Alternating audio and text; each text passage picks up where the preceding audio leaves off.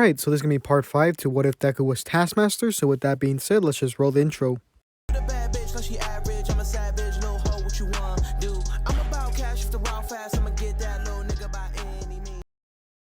Alright, so before we get started with this What If, I'd like to make a few announcements, I guess. So before we actually start the story, I'd like to say that I'm going to take a break for a bit. Probably it's going to start around Sunday and then maybe go through all the way to Thursday maybe, and then I'll start uploading again for a bit, and then maybe take another break, a 2-day break for New Year's and things like that.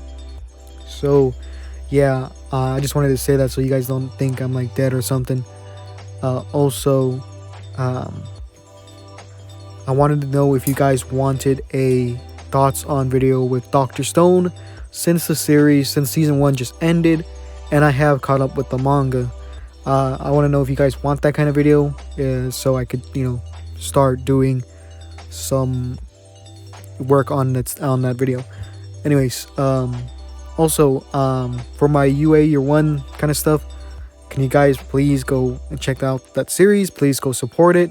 It's something that I'm doing with a lot of my fans, and it is something that it's kind of a big project.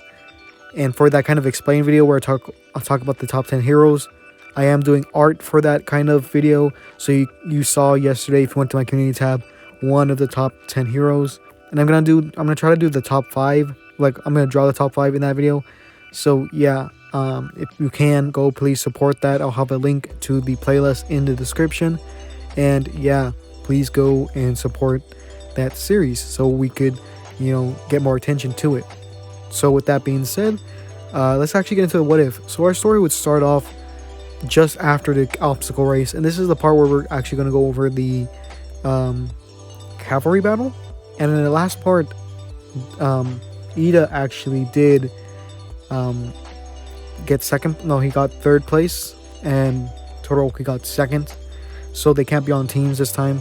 So what would happen is that Ida would be on Bakugo's team, because I don't think Bakugo would be on Todoroki's, because they would still kind of have that grudge towards each other. They don't really like each other, so they wouldn't go on the same team.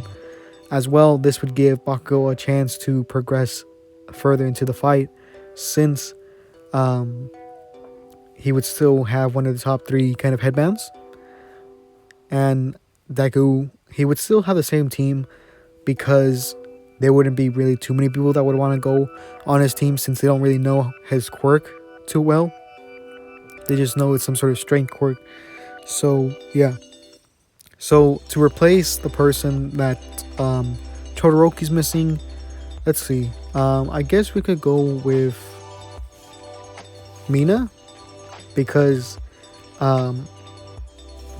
what would happen is that Todoroki would want someone that could speed up the team, and because of her acid, that could really speed up the team that way. And Bakugo would have Ida as one of the legs, since he would be able to speed up the team, so it'd be a lot easier for them to do that. So in this one, I would say that Deku would probably still be the head, just so that Uraraka, or I guess it doesn't really matter who would be the head in this scenario, because both Uraraka and Deku, she could still use her quirk no matter where she's at, either a leg or as the head, as well as Deku being able to defend himself more than Uraraka, so he would still be the head, with Tokoyami being there for defense. So the match would start, and this is where I believe Todoroki would rush towards Deku, trying to get him out and get his headband first, right? Bakugo does not really go for Deku in this scenario, because Ida is kind of the leg, and he wouldn't really want to do that. He would rather focus on the smaller targets first, I guess, to make it easier for them to get to the next point in the tournament. So he really wouldn't want to go in that direction, but I think Bakugo would still use his explosions to try to get over there, just how he does in canon, and his team would be forced to go and get him. So I don't think he would make it all the way. He'd be able to get tied back, I guess, because of Zero. I believe Zero was on his team. So he'd get tied back, and this is where Monoma would come and take his flag or his headband. So he would spend the kind of rest of the match trying to get him, since it is kind of annoying going against Monoma because of his copy power. So we go back to the fight against Todoroki and Deku, and this is where Todoroki would try to use his ice to kind of get them, right? But with the combination of the because of the hover boots and the zero gravity that Uraraka is giving them, it does let them evade it pretty easily, as well as Tokiyami basically using his dark shadow to break the ice that comes by. So what happens is that they're gonna have to gain some speed to try to take that headband that Deku has, right? So what would happen is that they would have Mina basically put acid on the ground so that they could get there faster, as well as basically sliding past them, as well as using Momo's creation quirk to basically make that blanket so that they won't get electrocuted, and they use Kaminari to use his indiscriminate shock to basically go and shock Deku as this happens. So so they would go and try to do that. So what Deku would do is that he would basically use a kind of, I think, a small percentage of his one for all. I would think around maybe 10%, and he would basically flick it in his finger to make him blast backwards so he would not, get hit by that. It's similar to, I believe it was All Might's, I forgot what it was called. I think it was New Hampshire's Smash. Basically, he would get knocked back by his own punch. So this would knock him back a bit so they wouldn't get shocked. Since that was done, this is where Kaminari would be kind of dumb for a bit because of how much he used his quirk, and it didn't really work out. Ida, on the other hand, would have used Reciprocal Burst to basically take Monoma's headbands, so Bakugo would be back in the fight, and Bakugo would go then after Todoroki, since he has no real way to really, I guess he's a leg down, since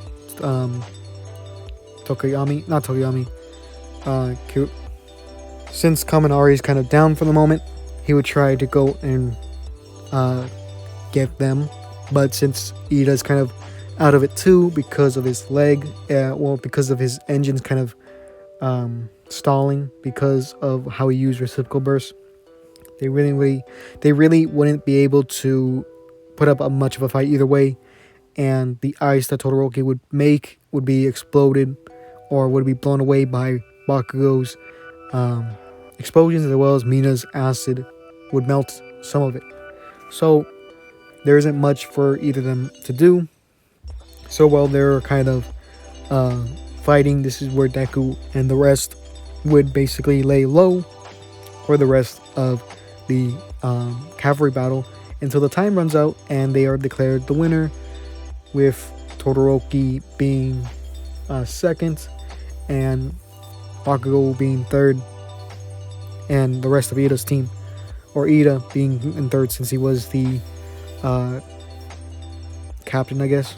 So after that, we would get into the actual tournament part, and we would get to the first fight, that being Deku versus Shinso. So Ojiro would still warn him about Shinso's power, talking about how he has some sort of mind control power. So this is where they would actually get into the fight. So he would be on his toes because he doesn't really know how these kind of mind control powers work, as well as the kind of way to activate it. So he'd be kind of cautious. And this is where Shinso would start basically taunting Deku, basically saying, it must be great to have such a powerful quirk, such a heroic looking quirk, that's so great for people like you, but for someone like me who's always been looked down upon, who people think I'm a villain just by the way my quirk sounds, I've been living my life with people always telling me that I would make a great villain just because of my quirk, right? So it must be easy for someone like you who's always gotten it great, right? And this is where Deku's kind of confused on what he's saying, right? But then he realizes that he's trying to basically taunt him into talking. He's trying to get into my head. So he's wondering, like, what should he do? Deku doesn't really fall for it, but instead tries to end the match as quickly as possible, seeing that he has no physical kind of power. So he just uses a kind of shockwave from his fist, from a punch to basically knock him out of the ring and get him out. So after the match was done, he basically says to Shinso not to let people, tell you what you should and shouldn't do. And that's kind of it, because Deku in this one, he's a little bit more cocky, but he isn't really too compassionate, or in that kind of, he doesn't have the same personality like he would have in the show, where he would have consulted more with Shinso, but instead let Shinso kind of decide for himself and make him come up with his own conclusions instead of basically leading him there. So after this is done, we would get to the fight with Todoroki. The other fights would still go the same, since it'd still be the same people going to the next round. So this is where Todoroki versus Deku would happen. So he would start using ice to try to get Deku out of the ring. It really wouldn't work because Deku would be easily able to break it because of using one for all. In this one, if you don't remember, he's able to use 100% of it, one for all, and pretty well as knowing everyone's kind of move set or move style, or not move style, fighting style. So yeah. So after a bit of ice, Deku sees that it's time to really end this, because he hasn't really been using 100% of his smashes, right? Because he was able to break the ice pretty easily with just a finger, so an entire fist would be easier to do it with. So he decides to basically end this, and he goes for a giant smash towards Todoroki. So Todoroki, in this one, he doesn't tell Todoroki to use his fire side because he doesn't really care. Again, he just really wants to win.